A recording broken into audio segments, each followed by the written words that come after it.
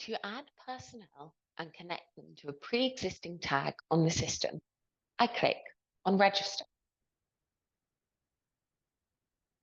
At this point, I choose Personnel Tags, and that will show me all the panic alarms and panic tags that are connected to the system. At this point, I want to be picking one that is highlighted in green, which means readers are currently seeing that tag. In this case, I want to register tag 7014 to a Mr. John Smith.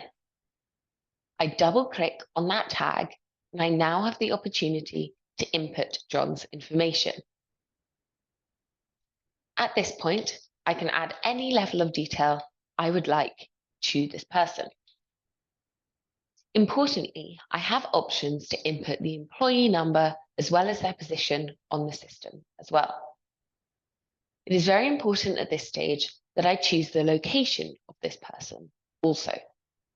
In this case, John is in the basement of the National Gallery off exhibit. It is only once I have chosen the location of the person that I will be able to save these settings. At this point, once I'm happy that John Smith has been assigned this tag and where his location is, I click on Save, and then my edits are saved to the system.